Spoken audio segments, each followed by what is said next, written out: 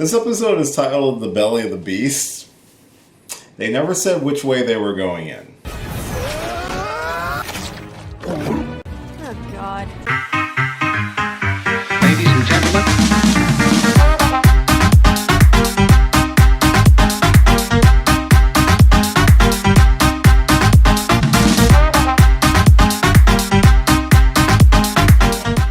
Hey, what's going on, everybody? It's your boy Will, and welcome back to our penultimate episode of the Legend of Vox Machina Season 2, entitled The Belly of the Beast. This is a spoiler review, like every episode this season has been, so if you haven't caught up on the episodes yet, please go watch them. They are all, the entire season is on Amazon Prime for your viewing pleasure. It's really good. It's really good. This one, pretty close to taking the cake. If you haven't watched the episode, check them out. Then come back and hear my spoilery thoughts. And if this happens to be your first time checking out one of my videos, this is a weird video to start on, but thanks for checking me out nonetheless. My name is Will, and I do geeky stuff on the internet. I do reviews and reactions, a whole slew of videos on this channel for your viewing pleasure. If you're into that sort of thing and you like to hear from a geeky bear like myself, subscribe to the channel. I would really appreciate it. It would help the channel out, and hopefully I can make you enjoy the 10-15 minutes that you watch this video. So let's talk about episode 11, The Belly of the Beast. So this episode does pick up with what we got left with in the end of episode 10, where Scanlan and Kaylee are in a very uncomfortable position. Scanlan just found out Kaylee is his daughter, and she is currently standing over him with a blade about to plunge it into his chest. But Scanlan does decide to explain how him and her mom met. Gave a lovely little story about how he felt about her and how much he loved her, and he was sad that he see her go. There's a little bit of a kink side to her mom as well, which is a little bit weird to share with the daughter in bed when you're only wearing a Speedo.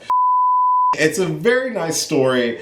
Too bad it's not the right woman, and Kaylee points it out. And it just kind of reiterates that Scanlan has issues, a lot of issues. He has commitment issues. He has issues with being brave and doing what's right. And, you know, time and time again, he's had opportunities to do what's right. And not every time has he run away from his problems, but a good amount of them is all that Kaylee remembers. And as she's ready to kill him, Scanlan kind of doesn't fight it. He does feel bad. He's ready to accept that fate, I guess. And Kaylee decides not to do it because she just doesn't want to help him run from his problems anymore. And so she ends up leaving him, and also leaves him the sword too, because I don't know if it was a gift that he might have given her mom or something, but it doesn't sound like her mom had a lot of love for Scanlan based off of how he bolted before Kaylee was born.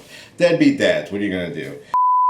We're still having the celebration in the tavern for what happened, how they took out Kevdak and freed the herd from his oppression, and they have a new lease on life, and they're preparing for the return of Umbrasyl and do all that sort of combat. But like I said, with episode 10, we see that Vex is still having visions, and he starts seeing that similar golden thread that it used to be connected to his sister, but it leads him out to the courtyard where there's still all the dead bodies from the herd members that went up against Vox Machina. And we start seeing the dead bodies kind of be reanimated, but it is mostly a vision, because we see not only their dead bodies, but we see other people that Vox Machina who have known who have died. We see images of Uriel, and we see images of some of the other people from Whitestone who died when they were trying to free Whitestone from the Briarwoods, and it just continues to throw the Vax down a crazy path that he feels completely confused by and doesn't know what to do. What do you want from me?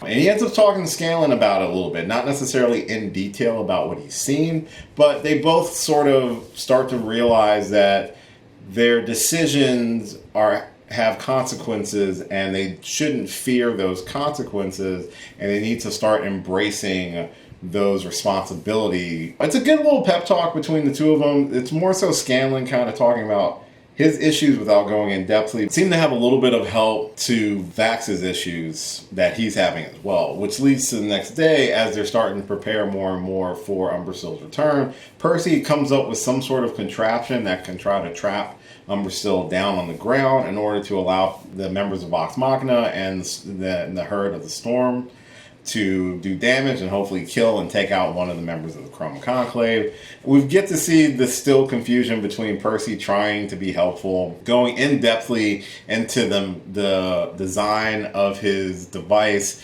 with a bunch of barbarians who can't tell it. And we see during this conversation, during this planning, we see that Vex notices that Vax leaves, and Vax makes his way to, it looks like a graveyard outside of Westrun, which has like the mark of the Matron of Ravens on it with the raven head skull on it. Vex followed him, but also Keyleth tagged along as well. It opens up a little bit more about the situation with both Keyleth and with Vex, and decides that he needs to go seek these answers on his own. So he enters this temple and is met by some disciples of the Matrons of Ravens.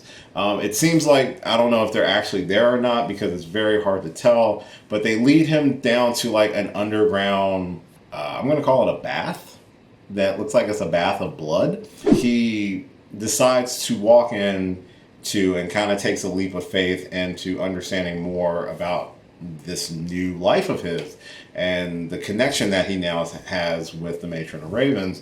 And it's a really cool scene because he finally gets to actually commune with her by trusting the process basically and taking this leap of faith, and gets to have a relatively short but informative conversation with her.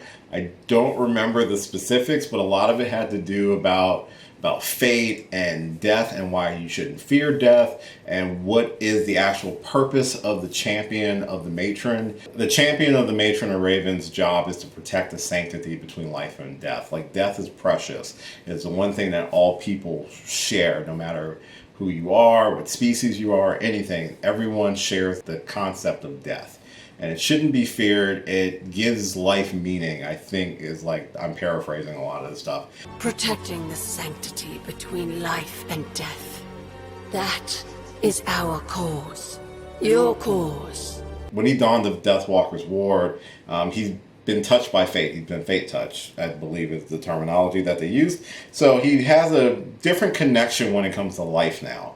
So he's able to see those golden threads, those connections. And even though we saw the matron apparently sever the connection with his sister, we see that that connection is not fully lost, because that connection is still there as he sees not only his sister, but his friends and different people. And most of the tethers that are directly tied to him are that of the members of Vox Machina. It's a really interesting reassurance, and it's a lot of those burning questions that Vax had, especially not necessarily believing much in fate, but learning to accept what can't be undone. Look at life moving forward with whatever hope that you might have. I'm paraphrasing, and this is just my interpretation of what was said.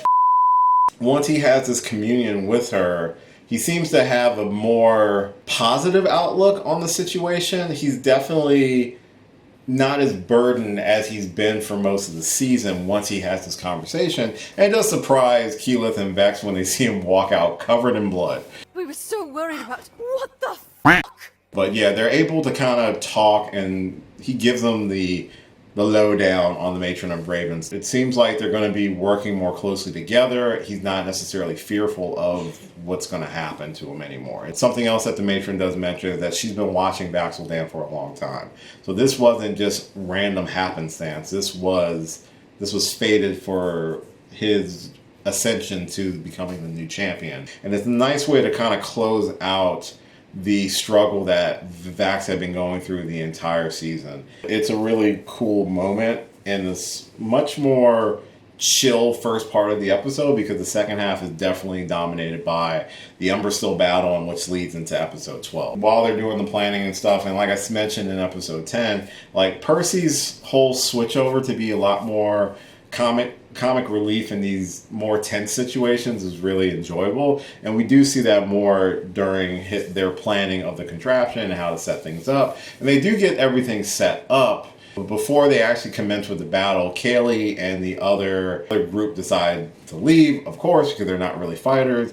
Scantling does try to talk to her before she leaves. Scantling wants to try to make amends, and she pretty much tells him, like, it's going to take a lot for you to do to try to even remotely get close to me wanting any sort of relationship with you. That sort of conversation and those words really stick with Scanlan throughout the rest of these 2 episodes, and plays a pivotal moment, especially in episode 12. They've got more stuff to kind of worry about because they've got to get the trap set for Umbrasyl, who does return and notices the trap and doesn't actually trip it, unfortunately, but with quick thinking from Vex'ahlia, she's able to spring the trap on him, trapping Umbrasyl down long enough for them to start doing some kind of damage. They're unloading on Umbrasyl. Really, really well done. And it looks like they're starting to get the upper hand a little bit, but Umbrasyl reveals he has some other tricks up his sleeves. So he's able to turn invisible, which doesn't help when the dragon can spit acid out at you. And that becomes kind of the turning point of the fight. He's able to break out of the trap. And everyone's trying to do what they can, trying to take him down as best as possible. It's not working well, but Scanlan and Vax team up because they kind of have a plan of how to try to take down Umbrasyl from the inside. Before they go inside, though, they do admit that they both have to accept their new roles. Vax, he's like, I'm the new champion of Matron of Ravens. I got to deal with that. And Scanlan confides in Vax and is like, I'm a dad. And he's like, you win. So the decision to go inside of Umbrasyl, of course it was teased during the trailer, but they basically give him a prostate exam by basically launching themselves with fingers right into the butthole of Umbrasyl. It's basically what people wanted Ant-Man to do to Thanos, but it never happened. And they make it inside and not get completely burned by acid. And he uses the sword that Kaylee left in order to try to hold Umbrasyl in place, because the sword, once the charm is activated, it basically stays in one spot, and if you obviously move, it won't move, it'll cut you. And it starts to cut into Umbrasyl as he's trying to escape, but he ends up still flying off with Scanlan and Vax inside of him.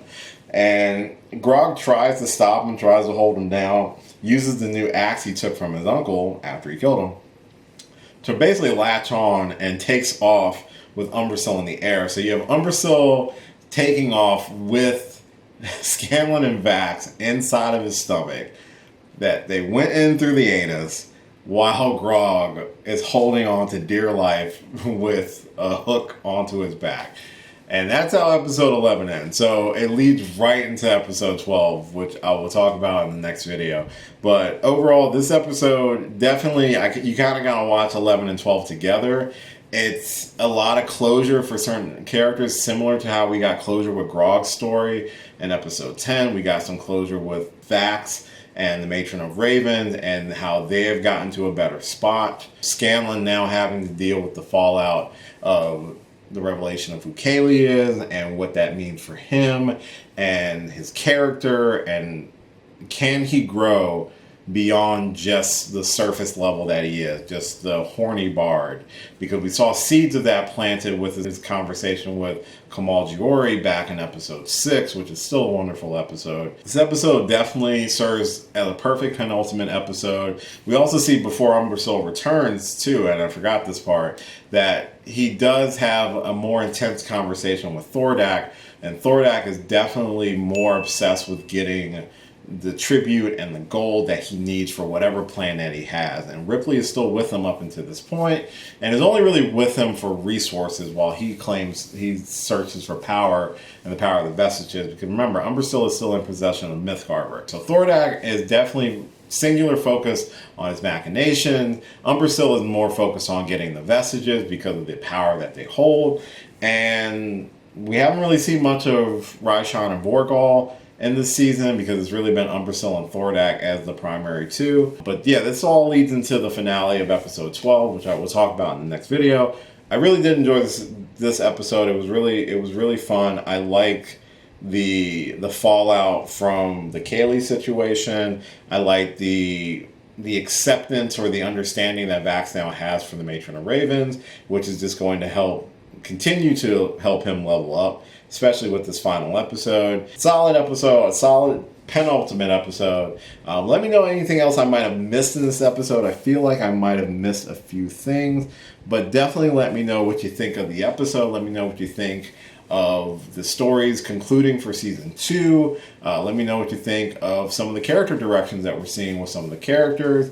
And let's jump into episode 12 in the next video. So that is going to do it for this review of episode 11, and entitled The Belly of the Beast. So let me know any thoughts you have in the comments down below. As always, thank you so much for checking out this and all of my videos. I really do appreciate it. If this happened to have been your first time and you enjoyed this video, I do recommend going back and checking out the other videos I've done this season. They are really, really enjoyable videos.